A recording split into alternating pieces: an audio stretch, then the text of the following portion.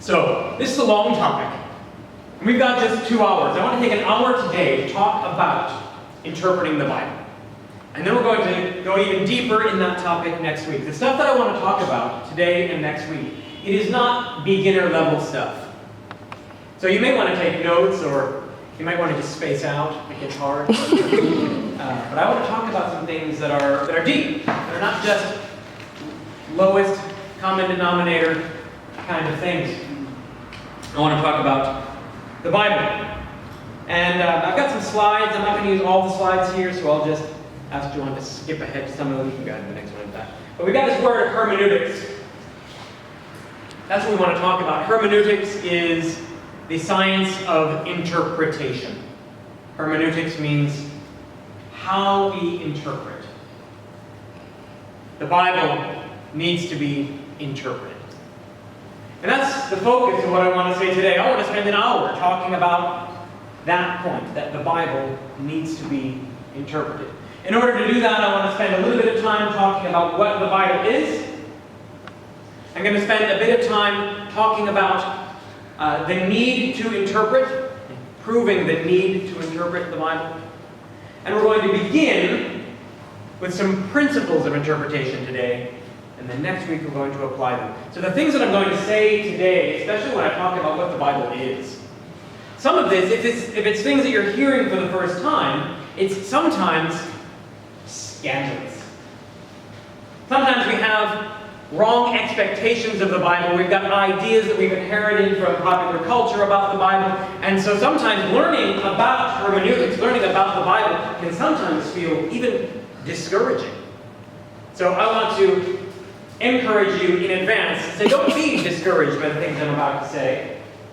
I think that the things that I'm about to say are true, and sometimes learning true things when you go past the surface can sometimes feel discouraging because they're different from what we expected. So, hermeneutics, as I said, is the science of interpreting the Bible. And that's what we want to do. We want to think about how we interpret the Bible. So here's a great word related to that. It's exegesis. Exegesis. Exegesis means to draw out the meaning. To draw out the meaning. We're going to assume that the Bible means something. That there's meaning here in the Bible. Our job is to draw out the meaning. We assume that there's meaning here. It means something. We want to draw it out. The evil twin to that is eisegesis. That's loading meaning into the Bible. I've already decided what I want it to say. So I'll find a verse or find a way to wedge in whatever I want it to teach, and then throw out those verses as if they teach what I've already decided. That's not what we want to do. We want to employ exegesis. To learn how to draw the meaning out of the Bible. That's what I'll focus on trying to teach over the next couple of days. So, the Bible is a different kind of book than most other literature. It's a different kind of book. When you read a newspaper, why do you read it? Information. Remember that? Information. Yeah, information. Yeah, to get the news. Read it for information. I read a newspaper because I'm interested in current events. I want to understand what's happening in the world around me. I read the newspaper. What do you do with the newspaper when you're done reading it? Toss it. Yeah, you throw it away. It's going to go in the bottom of the bird cage, or you wrap a piece of fried fish with it, or you throw it away. You don't hang on to it and savor it. It's trash. It has fulfilled its purpose, and so you go on to the next day's newspaper, or something else. But the Bible is different because we're not reading the Bible primarily for information. We read the Bible for a different purpose. We read the Bible primarily for transformation. Now, there is information in the Bible. We want to talk about what to do with it. But our motive in reading the Bible as Christians is not primarily information. It is for transformation. We read the Bible to be changed. So in that way, the Bible is more like a potter with a lump of clay. A potter takes a lump of clay and he throws it onto the wheel and he shapes it with his hands and he turns it into something, into a vessel, a mug or a cup or an ashtray. Of course, none of you would make ashtrays, but the potter takes that lump of clay and he shapes it into something. He makes something out of it. That's what the Bible is doing. It's not just a newspaper that we read to get information. God uses the Bible to shape us, to transform us toward Christ-likeness in the way that a potter shapes a piece of clay. Because we read the Bible for a different reason, it requires different kinds of reading. The Bible has a different purpose. So we want to read it in a different kind of way. For one, it requires a bit more careful reading. We're not just skimming through the Bible to get the headlines. You can do that with a newspaper, that's fine. When I was serving in Ankara, there was a couple that used to come to our church. Well, really, the wife came to church, and the husband would stand outside and smoke. He brought his wife to church every week because she had cancer. It was her wish that she go to church every week, and the husband was just a nominal Muslim and an unbeliever. So he would faithfully drive her to church every week and stand outside. One Sunday after church, he was giving me a ride home, and his wife wasn't in the car. He had dropped her off. So he had a conversation with me, and he said, I want to ask you something. He said, my wife keeps reading the same book over and over again. He said, I like books. I've got lots of books on my shelf. I read one, and I finish it, and I put it back on the shelf and go on to the next book. But she just keeps reading the same book. Isn't that strange? She said. And I explained to him this kind of analogy, and I said, that's because we read the Bible for a different reason. Some people have the idea that the Bible is really just an encyclopedia of information, and if I had the whole Bible memorized, I wouldn't have to read it anymore. But that's not a Christian approach to the Bible. As Christians, because we are not reading the Bible primarily for information, but for the kind of transformation that God does through it, even if you had the whole Bible memorized, we would still want to read it slowly, carefully, deeply, correctly, because we want to be transformed. So, sometimes preachers will say something like, the Bible is a handbook for living, something like that. And I understand what they mean by it, but I want to say that that's nonsense.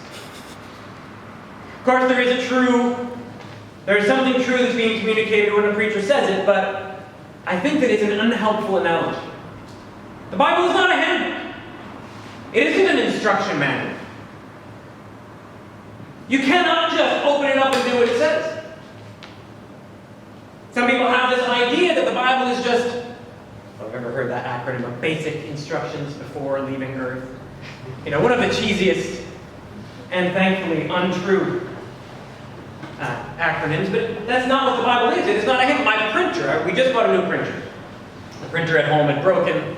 Now that everything, in school at home, printer is an essential tool. We needed to buy a new printer. The printer comes with an instruction manual. It's just a couple of pages, but you've got to follow all of the steps. Step 1, step 2, step 3, step 4. I get through all of the steps, and boom, the printer works. That's what an instruction manual does. The Bible is not a list of instructions. It's not a handbook. You can't just open it up and do what it says. It's not as if you could just flip to the page that tells me about this subject and then flip to the other page that talks about that other subject. The Bible is so much more complex than that. It is something other than a list. Sometimes we think it would be more convenient if the Bible were just a list of instructions. Instruction number 1 from God. Instruction number 2. Instruction number 3. That maybe in some ways would be more convenient, but God is after something different. And so the Bible is not that. So a verse that I will use to illustrate that, and I'll come back to it several times over today and next week, is 2 Timothy 4. 2 Timothy 4, let's open up there together. Let's get there first before you say the verse so many words ahead. 2 Timothy chapter 4. This is one of the most life-changing verses. It's inspiring. It has it's changed my life. 2 Timothy 4, verse 13. 2 Timothy 4, 13. All right, so here it is, 2 Timothy 4, 13. Actually, can somebody read it for me? When we come, bring the cloak that I left at Troas with purpose, also the books, especially the parchments. Thank you, Kika. So when you come, I'll read from my translation. So I'll bring the cloak that I left with Carpus at Troas, and my scrolls, especially the parchments. Were you inspired? Okay, so a couple of questions about this verse. Is it the Word of God?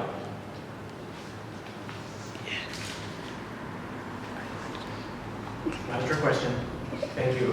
Yeah, it is the Word of God. Everything in the Bible is the Word of God. It's not as if it's our job to pick and choose which verses we think sound religious and decide that those ones are the Word of God. Everything in the Bible is the Word of God. Is this the Word of God? Obviously it is, because there it is in the New Testament. It is the Word of God. Is it a commandment? Yes. What's that? To Timothy, yes, it was. Well, it is a commandment, yeah. I mean, grammatically, it's not a question.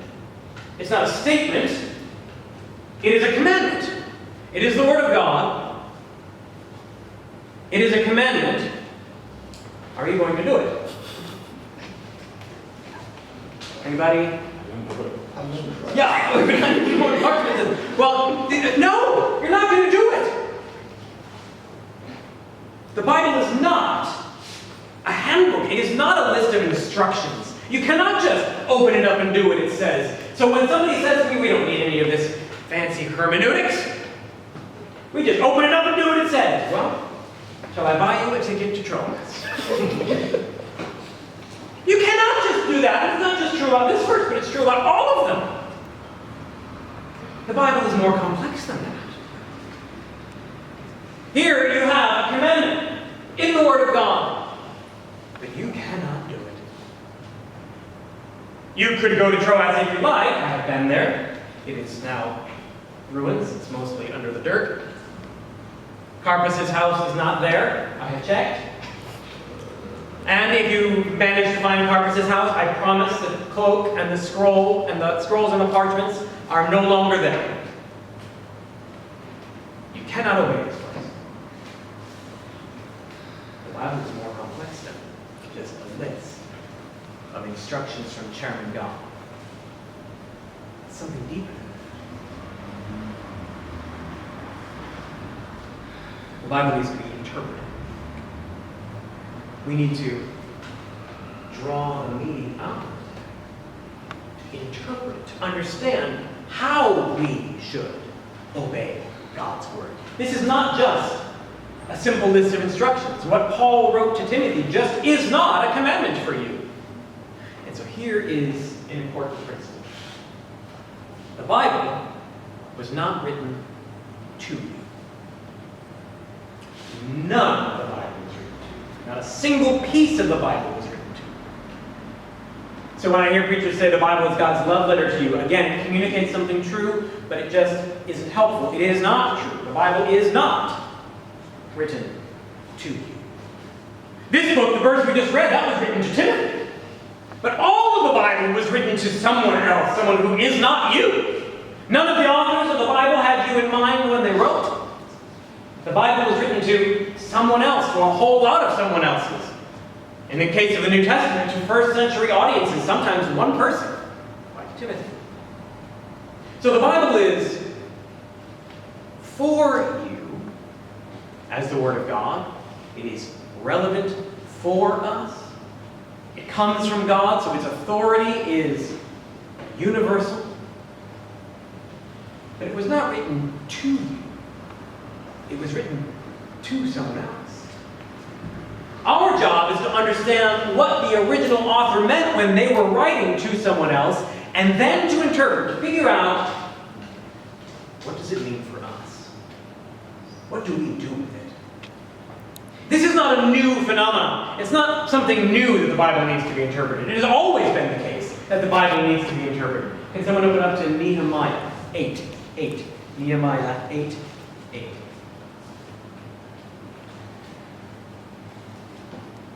They read from the book of the law of God, making it clear and giving the meaning so that the people understood what was being read. Yeah. This is a time when the Bible is still being written. The Bible is still being written in this time, and yet they can't just read the Bible and expect that everybody understands it. They have to read it and then interpret it so that the people will understand. The Bible has always needed to be interpreted, even while it was being written. It's not a handbook. It's not a list of instructions. It's something deeper than that. It's something more complex than that. It needs to be interpreted. And that's not a new phenomenon. That has always been true. The Bible has always needed to be interpreted. So when we talk about the Bible as the Word of God, the Bible, our view of inspiration, what we understand when we say that the Bible is the Word of God, is different from what a Muslim understands when they say that the Bible is the Word of God. In Islam, we have a dictation view of revelation. Islam believes that the Prophet Muhammad, beginning in 610 in a cave in Mount Hira, received from God verbatim, word for word, revelation. That it was literally lowered, tanzil, from heaven. And Muhammad's job was not to interpret, not to offer his own insights into the text, but simply to recall what God said, repeat it exactly, so that the followers around him could memorize it or write it down. That's a Muslim view of inspiration. God speaks, the prophet hears, he repeats it exactly, recites it exactly, and the followers remember it. So in Islam, the prophet has no contribution to the content of the revelation. The prophet has no contribution to the content. He's not contributing at all to what the Bible says, or the Quran says. But that's very different from a Christian view of inspiration. In Christianity, we understand that God uses the human perspective of the author. So Matthew writes what Matthew understands about Jesus. Matthew is somebody who has deeply internalized. He has understood the significance of Jesus. He has encountered Jesus, been transformed by Jesus. He writes about his experience, about his what he's heard, what he's understood, how he has synthesized and digested. Luke tells you, right at the very beginning of Luke 1:1, he tells you how he came to write the things that he came. Luke did not sit in a dark room with an empty paper and a pen and say, "Hey God, now what?" That's not how Luke came to write the gospel. Can somebody open up to Luke 1:1? What does it say?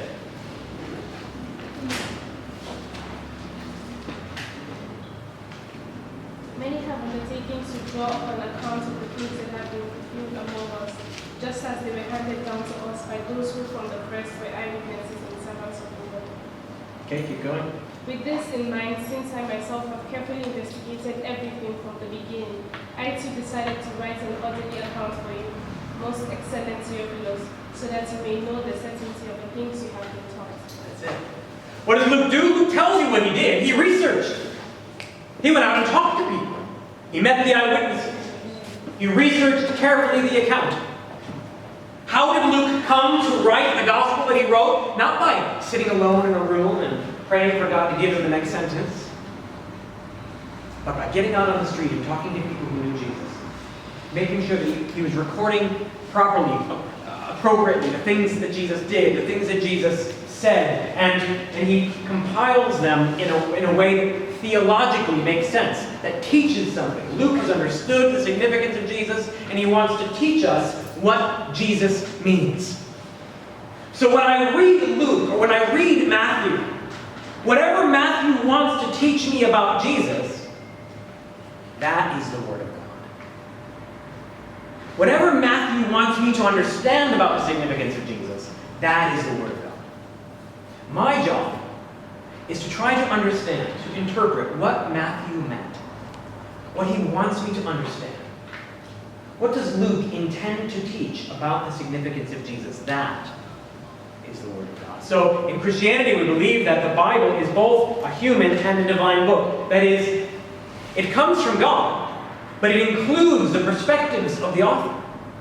God uses the experience, the understanding, the research, the perspectives of the human author to bring about exactly what he wants to say. It's a very different perspective of revelation or inspiration than the Muslim version. It's something very different. The Bible is not just God's pronouncements about what we're supposed to do. It is the understanding of the authors who want to teach us the significance of Jesus. And so our job is to understand what they want to teach us.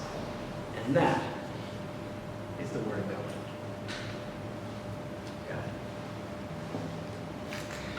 So, all right. Any questions so far? I'm going to stop a couple of times because the stuff I'm about to say next is a bit more technical. Any questions so far? Any objections? Anybody want to fight? I have a question. Yeah. When you say that they had to go out and like speak to people, Yeah. so it was basically based on what they understood. It's not like God speaking to them personally. Well, this is how we understand the way that God speaks. When we say that God speaks, it's not just that God speaks when I'm alone in my room and my eyes are closed and I hear a voice in my heart. Does God sometimes speak that way? He does. But it is not less spiritual, or it is not less revelation. It is not less God speaking if I hear that voice through the careful research that I do. That is still God speaking. In fact, that is the standard that God speaks. And God sometimes does interrupt us in the course of our research, in the course of our thinking, in the course of our talking to people and working to understand. And sometimes God interrupts and inserts something that could not have been there otherwise. And, I've experienced that, and we see that examples of that in the Bible. That does happen. But that's not a better way. What Luke did was research. He talks to people, listens to people. And in doing that, he was hearing from God. That broadens a bit our understanding of what it means to hear from God.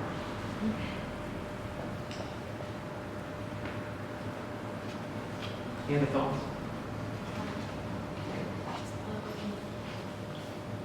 So when you said that the Bible is not reading for us, it was reading for someone else. Choose someone else. Yeah, and reading to someone else. Mhm. Someone else. Mhm. Right. But then I think we should take account into the fact that that was a different time, Mhm. right? Different culture or whatever. So it's like me giving the message to Dorcas now, Yeah. and let's say someone 10 years after is interpreting the message. Now, things have changed over time.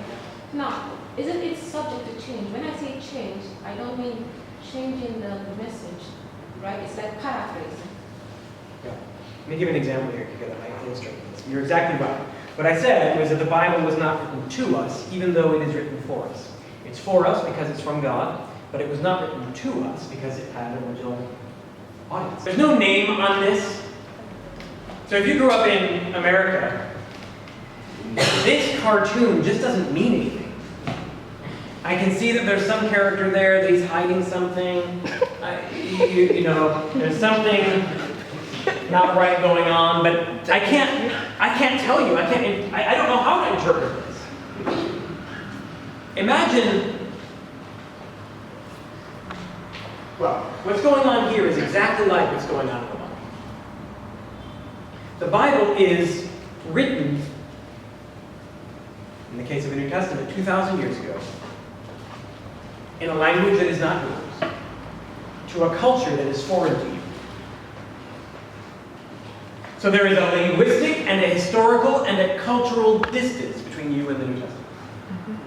Our job is to try to close that distance of language, culture, and history, so that we can understand what the author meant when they wrote it, what the original audience would have understood automatically. So when this appeared in the newspaper or it appeared in a blog somewhere, thousands, millions of Nigerians opened it up, saw the cartoon, and no one had to explain it to them. Mm-hmm. Yeah, definitely. The meaning was just automatic. But imagine 100 years from now, or even 30 years from now, imagine your grandchildren. Someone will need to explain it to them. Mm-hmm. They won't even recognize this guy anymore. You know who he is, Mm-hmm. but they won't even recognize him. That's what the New Testament is like.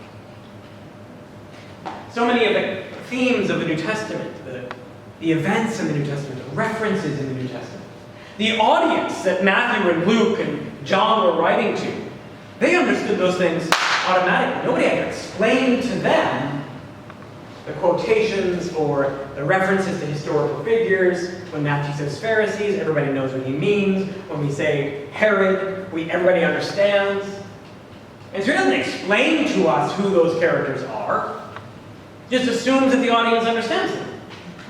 But 2,000 years later, to a foreign culture, in someone else's language, I need that to be explained to me. When you're explaining, right, this kind of thing, when you explain something to someone, you're explaining it from your own background, your own culture and everything. So when you explain something to me, because you're explaining the way you understand, someone else explains it in the way they understand, and there's a clash. Yeah, there may be a clash in the way that we apply it, but I think the meaning is stated. That is, Matthew knew what he meant when he wrote. Our job is to try to, as best we can, arrive at what Matthew meant when he wrote it. You're right that all of us are going to read it. We're all going to come to it with different kinds of lenses. We're all going to come to it with different experiences. And that will change the way we apply the Word. But all of us still have the same obligation to understand the meaning. I want to make a distinction here between what the Bible means, the meaning, and its application. What it means is whatever Matthew intended to say. That's what it means. And I don't want to confuse the meaning with the application. So what it means is what it means. What Matthew intended to say is what he meant when he wrote it. That's what it means. So it doesn't change. The meaning doesn't change in that way. The way that it will be applied by me, the way that I will understand the significance of my own life, that's definitely going to change. And the concerns that Matthew had were first century concerns. When you're reading the Bible in the wrong way, Yeah. and teaching it in the wrong way, Yeah. doesn't that affect everything? Because Absolutely. you learned it the wrong way, and you're teaching it the wrong way. I'm going to teach someone it the wrong way, and Yeah. it's going to keep going wrong.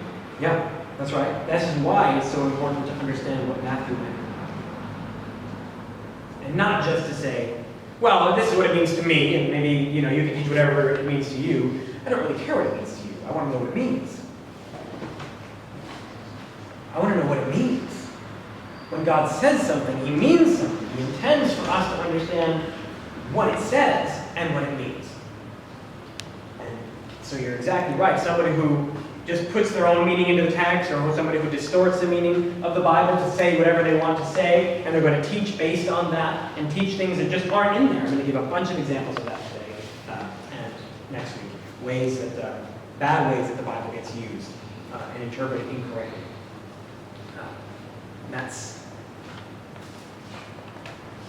Let me go on a little bit, and I think I will.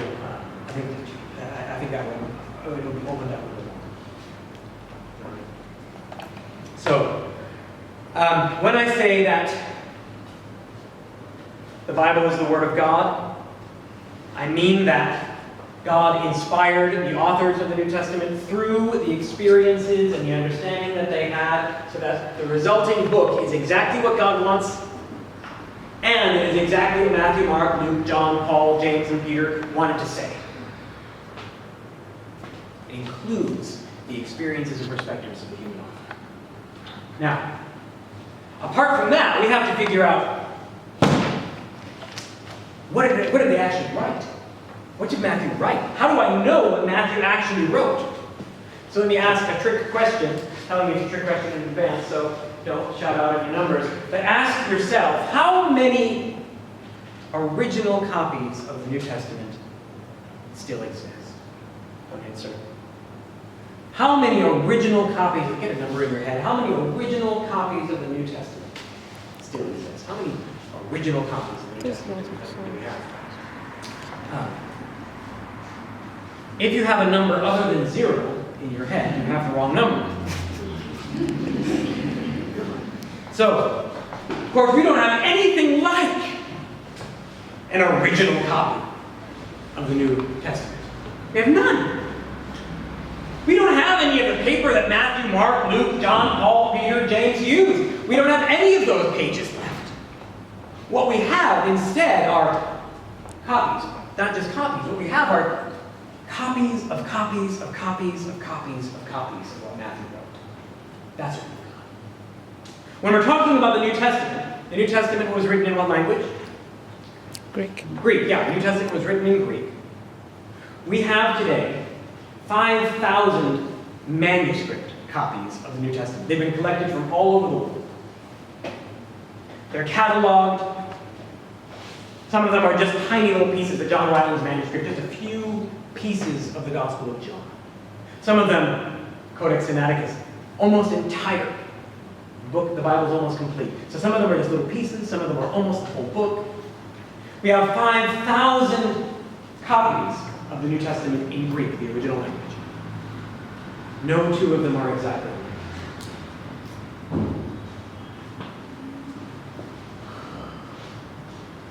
Let's say that one more time. We're going to unpack that. We have 5,000 copies of the New Testament in Greek. This is how we get the New Testament that we have today. We read those manuscripts. We refer to those manuscripts. We consult them. We compile them. We compare them. We figure out what do those old manuscripts say. Some of them are from as old as the 2nd century. Some of them are more recent than that. We've got some manuscripts in Greek that are like from the 11th century. 5,000 manuscripts of the New Testament in Greek. No two of them are exactly alike. That means that we've got to do the work of compiling, comparing, and arriving at a conclusion about what the author wrote. What did they write? I don't want to spend a long time today talking about manuscript criticism or textual criticism, but it's important to understand what the Bible is, that we understand where we get it.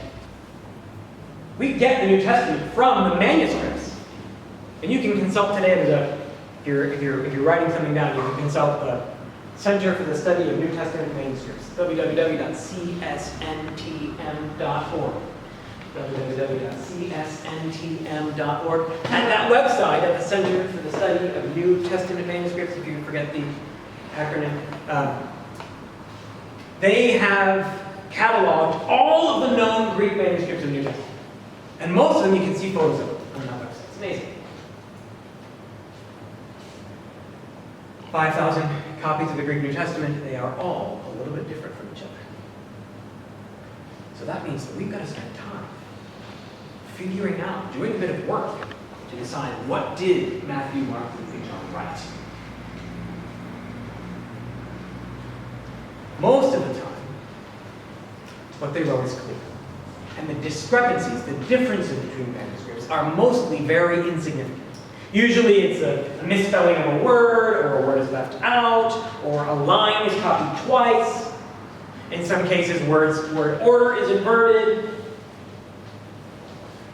So usually we can figure out pretty clearly where the mistake was, if there's a mistake in a manuscript. So imagine writing your Matthew, and you wrote the New Testament, and you sent it off to a church in Ephesus, and then the people in Ephesus, they want to make a copy for themselves so that they can share it with somebody else. So somebody's going to sit down with a pen and a paper and write down word for word what Matthew wrote in Greek.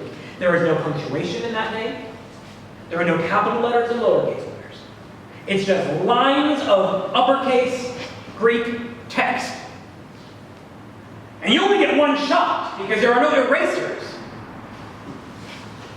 And paper is expensive, and pens are rare. And education is rare. So you can imagine that mistakes are going to be made. Have you ever written an email without a typo? I don't think I have ever written an email without a typo. And I delete, use a delete key, or I send it and then I realize, oh. Shoot. Sometimes they're embarrassing. And I've got a keyboard. You got autocorrect. You got a delete key. You got spell checkers.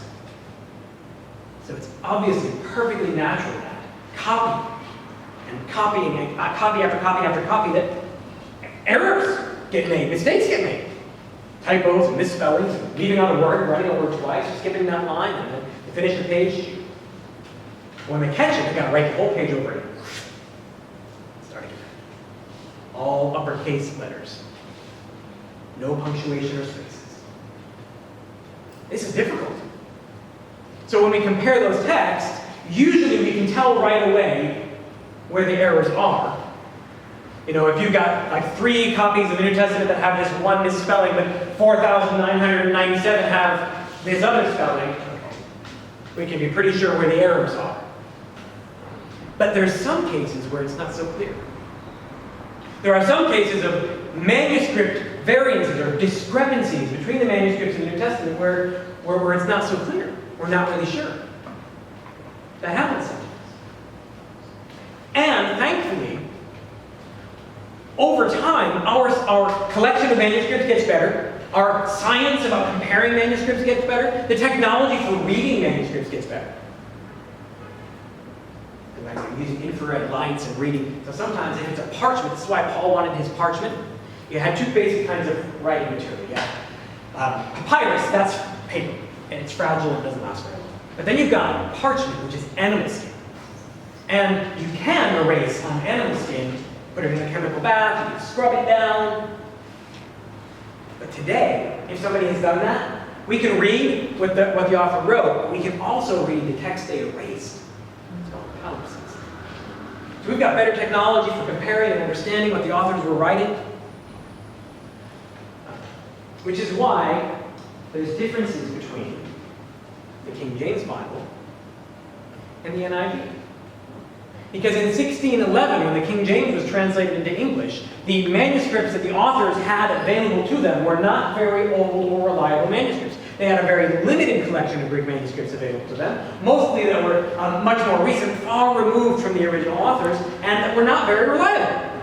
They had Greek New Testament manuscripts that were mostly about 90% accurate, but there were some discrepancies. So who's got a King James? This may be the part that scandalizes some of you. Maybe I've already scandalized you. I'm sorry about that. But so let's take a look at a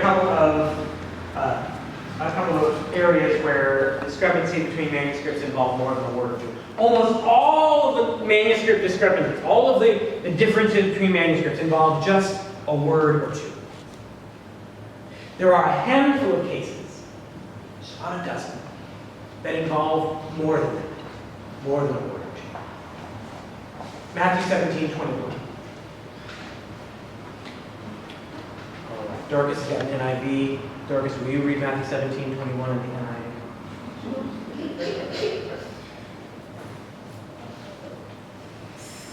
Oh, I tricked you. What's the matter? It's not there. Yeah, there is no Matthew 17:21. You King James Bibles, you got a Matthew 17:21, don't you? Yes. King James is a Matthew 17:21, and NIV doesn't even have a Matthew 17. Where did Matthew 17:21 go? Somebody read it in the King James. This guy goeth all out, the prayer and fasting. This kind only goes out by prayer and fasting. So, this is one of the cases where it's really clear where the error was. Matthew did not write this verse. And almost no modern New Testament scholar believes that Matthew wrote this verse. Which is why in all of your modern translations after, say, the 17th century, don't include this verse. Was that Amplified? Amplified didn't happen until the 1980s. But what's happening here with this verse is that in 1600s and 1611, when the King James Bible was translated from Greek, the manuscripts that those translators had available to them included this sentence. And that sentence, this kind only comes out by prayer and fasting, we later found out when we were able to compare all of the other Greek manuscripts, the 5,000 Greek manuscripts, and we saw that all of the oldest manuscripts and the most reliable manuscripts don't include this sentence. It only starts to appear in much later, less reliable Greek manuscripts. We won't get into today the families of Greek manuscripts. You see a slide, we'll scroll through it, but I'm not going to stop there. But New Testament scholars today are pretty confident, very, very so confident that no modern translation of the New Testament is going to include that sentence, because we know that Matthew didn't write it. Now, the verse numbers had already been given. It was German monks in the early 1600s that gave the Greek manuscript verse numbers for us. Thankful to them. But what that means is that when, in later centuries, in the 1800s, when we compare manuscripts and we realize, oh, that verse is not in any of the best manuscripts. We take that verse out, we're not going to renumber the whole book. So you just go from Matthew 17:20 to Matthew 17:22. You find a very similar case in Matthew 18:11, the very next chapter. You don't have to read that one. You can look at it if you like. I'm going to go on to another discrepancy that's in the text. This one will hurt a bit more than Matthew 17:20. Oh no, but maybe this one hurts. Maybe you grew up hearing that verse preached. You know, there is just no verse in the New Testament that teaches that some demons come out by fasting. That is not a teaching of Jesus. Jesus does not teach that some demons only come out by fasting. I haven't scandalized you yet, maybe I just did. Jesus just does not teach that. That is not a teaching of the New Testament. It is only found in this one verse. It is not a verse that Matthew wrote. So it is just not a teaching of the New Testament that some demons come out by fasting. What would you recommend as the best There are lots of great translations. And, the King James is a phenomenal translation. It is beautiful language. So we don't just rely on one translation. The New Testament is the King James Bible is probably the greatest English literature book in publication. It's beautiful. But if I'm looking for accuracy about the New Testament, I want to go to other translations. My go-to translation, my standard translation is the NIV. I think it gets right the textual issues. It's modern enough that it understands all of the textual complexities. But you have lots of great translations. The NRSV is great. The New American Standard is great. Some people like the ESV. That's great. The Holman Christian Standard Translation is great. And I would recommend reading in more than one translation. Use more than one translation. All right.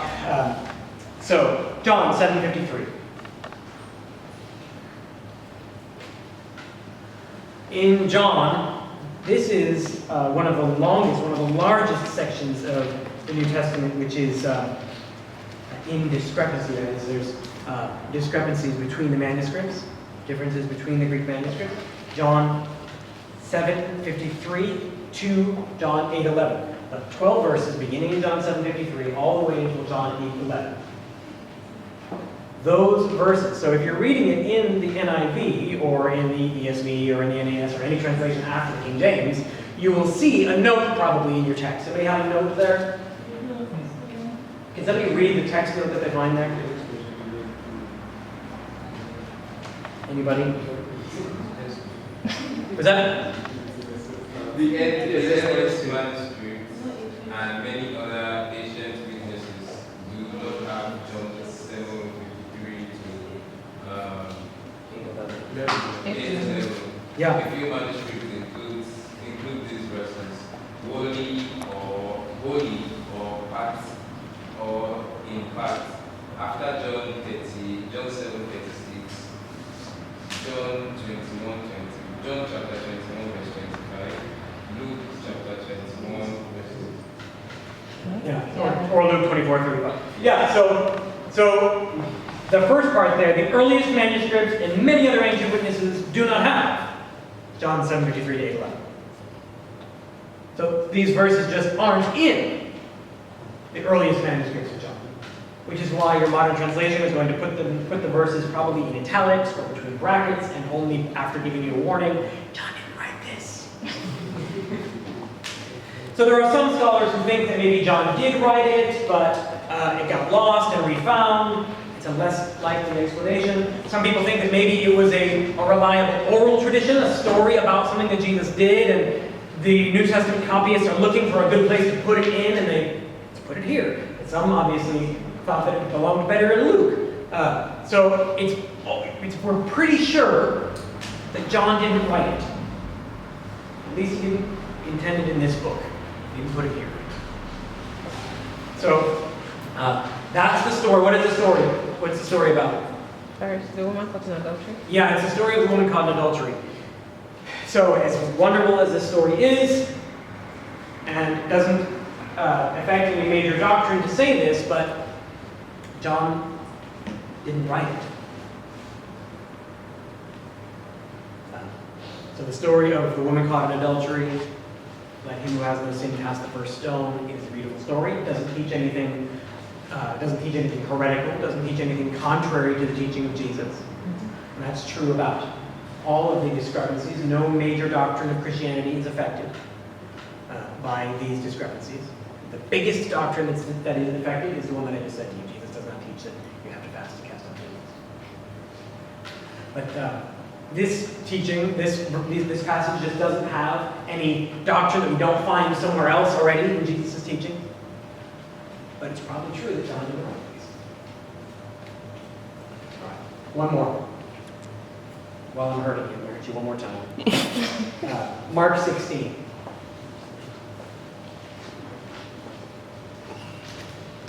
Mark 16, 9 to 20.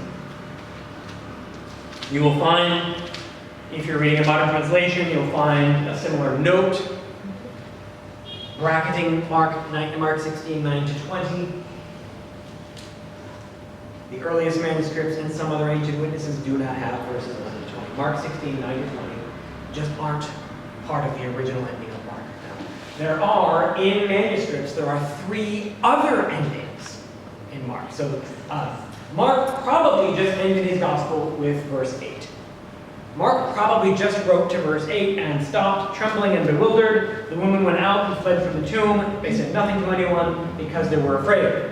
Mark probably ended his gospel there. All of the most ancient witnesses, the ancient manuscripts of Mark stop at verse 8.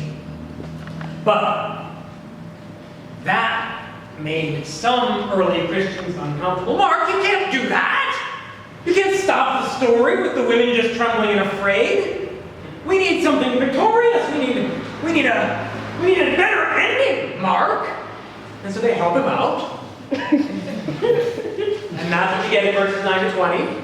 Let's get snake. We put snakes in there and poison and stuff.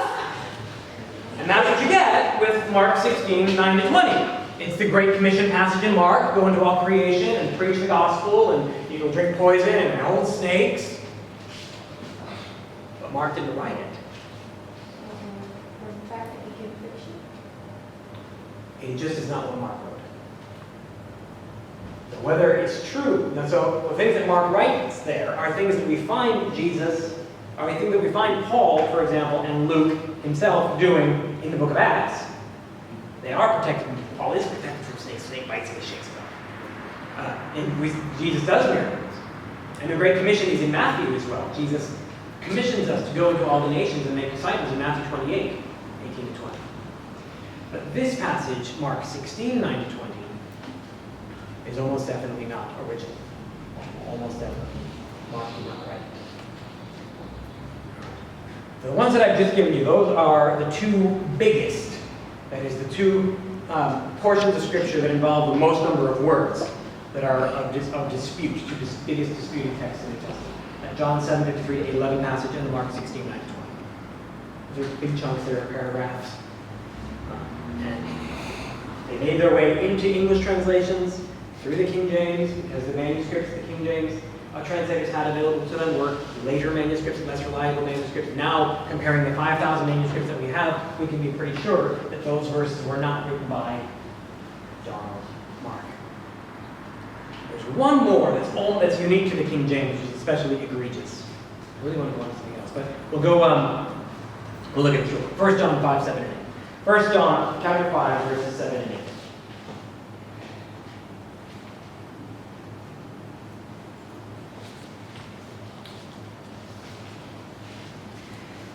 All right, I need somebody to read it in the King James. Let's read it in the King James first. Can someone do that? 1 John chapter 5. Read the good reference in heaven. The Father, the Word, and the Holy Ghost, and these three are one.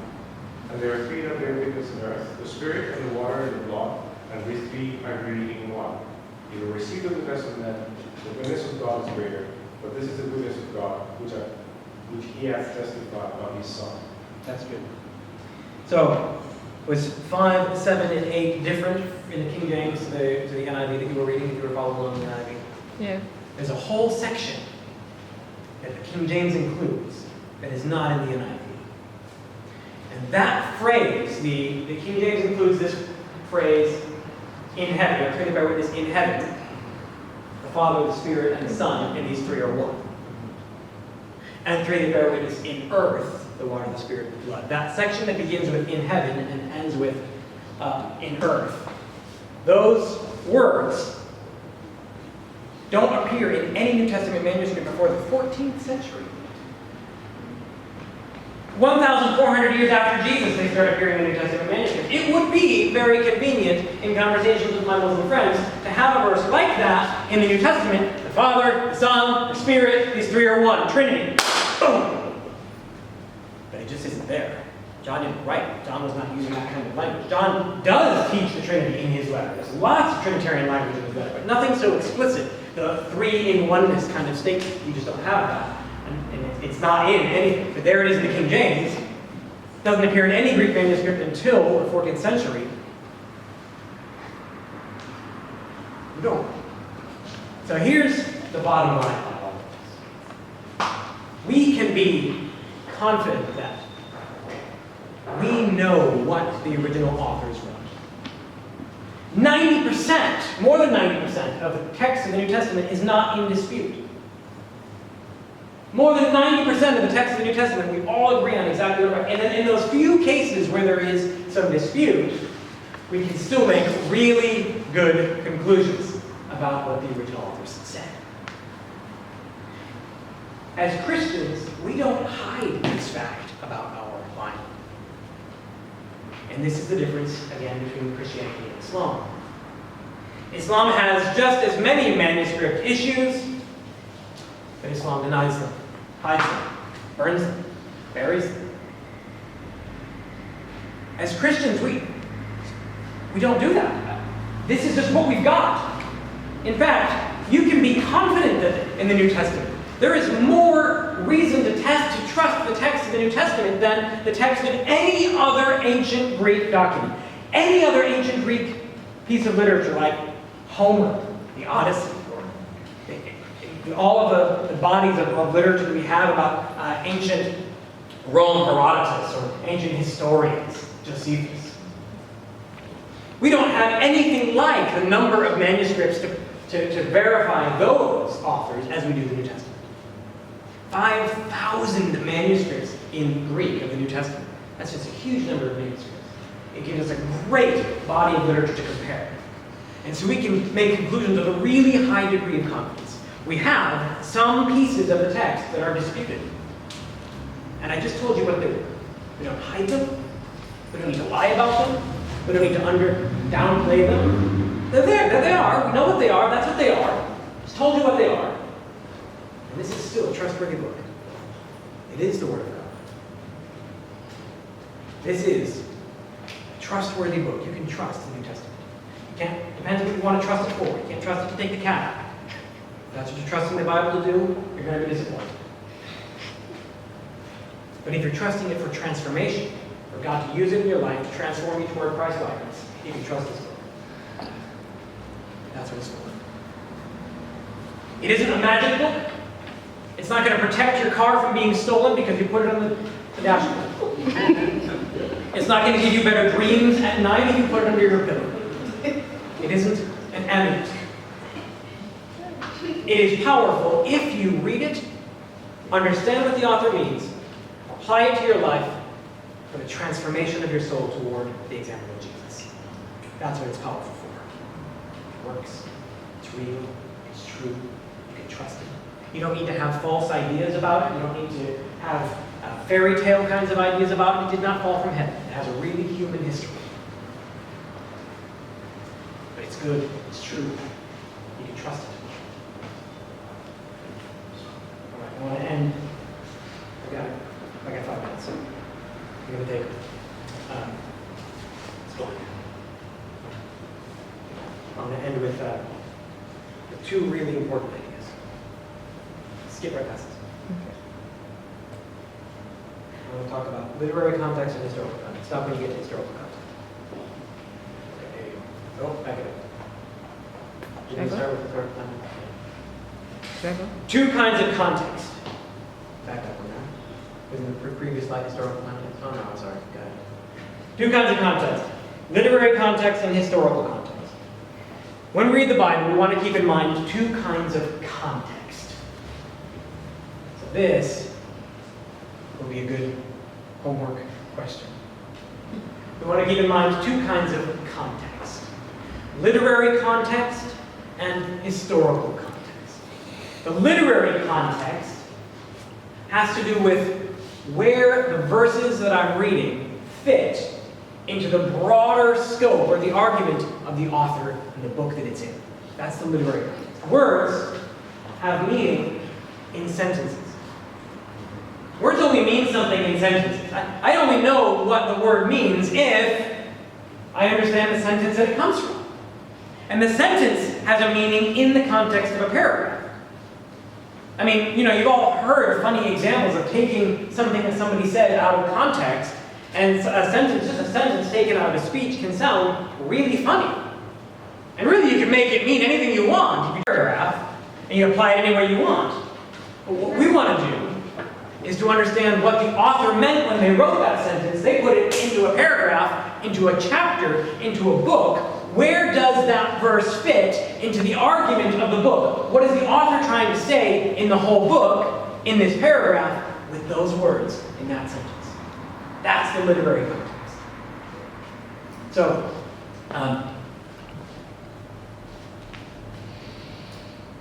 John 10:10. So many great examples of verses that are taken out of context and so can be used to mean anything you want. What does John 10:10? Anybody has somebody's got that one memorized? The thief cometh to steal, to kill, and to destroy.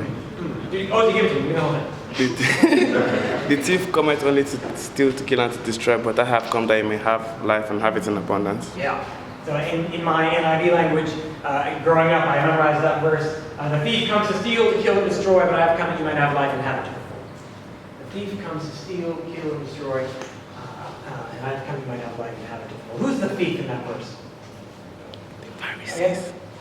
Yeah, so that was the way that I grew up with that verse as well, and I sermon after sermon preached that the thief is the devil comes to steal, to kill, and destroy. But that's not what this verse means. This is not a verse about Satan.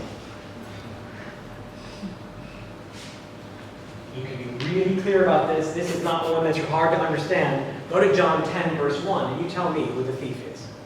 John chapter 10 is a sermon of Jesus. The whole chapter is the sermon. It's the Good Shepherd sermon. Powerful, amazing, wonderful, deep, life-changing. It will change your life. This sermon of Jesus will ruin you. It will change you. But not as magic tricks.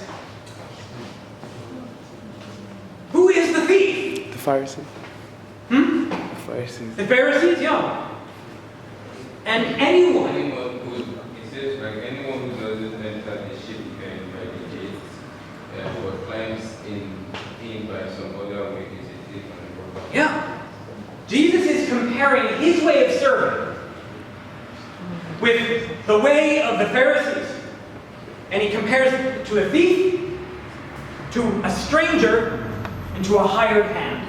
He says, I'm the good shepherd, Jesus says. There are thieves, people who want to serve at the expense of the sheep rather than for the benefit of the sheep. The thief is not interested in laying his life down for the benefit of the sheep. He wants to serve at the expense of the sheep. That's the thief. The thief is anyone who would serve at the expense of the sheep instead of for the benefit of the sheep. That's the thief. This is not a verse about Satan. Is Satan a thief and a liar? Yes, he is. But that's just not what this verse is about. It's easy, it's cheap to make this verse about Satan. Hold up. Thief. But John is asking, are you the thief? Is that the way that you will serve? Will you serve at the expense of God's people to benefit from them rather than to live in a way that benefits them? Will you lay your life down so that they can have what they need? Or will you get from them sheep wool and sheep meat and sheep milk and eventually kill them? That's what John is asking. Not a verse about Satan. It's a verse about us. How will you serve? What kind of shepherd will you be like? You can see how important literary context is. I could take that verse out, make it mean anything I want. But what did John mean when he wrote it? That's my job as a Bible reader. I want to know what John wrote. That's the Word of God. What did John want me to understand? That's the Word of God. Here, John wants me to understand that it's my job to serve like Jesus, to lay down my life for the people that he's given me to serve, rather than to serve at their expense. That's one of 1,000 examples I could give to you today about verses taken out of context.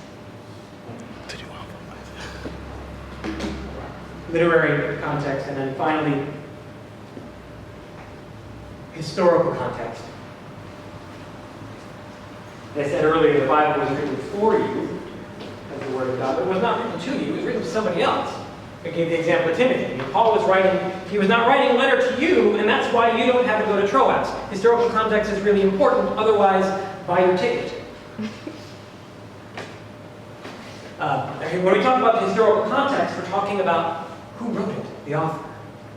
It matters that we understand who wrote the book. In some cases, we don't know exactly who wrote it. But as much as we can understand, it will change the way we read it. Wine ferments, and fermenting wine expands. When you crush grapes and the fermentation process starts, they expand. They expand a lot. And if you are putting expanding wine, still fermenting wine, into fresh, new, flexible leather, the leather will expand with the wine. But once that leather is expanded and hardened, it's not going to expand anymore. So you now put freshly fermenting grapes into hardened leather, and it's just going to break. I just explained that to you. I had to learn that. I didn't learn it from the text. Somebody had to explain that to me. It made a whole lot more sense when I started making wine. Those kinds of cultural factors that the original audience just sort of got automatically, it's what they live with. They understand that. Geography. We have Sermon on the Mount, or the Garden of Gethsemane.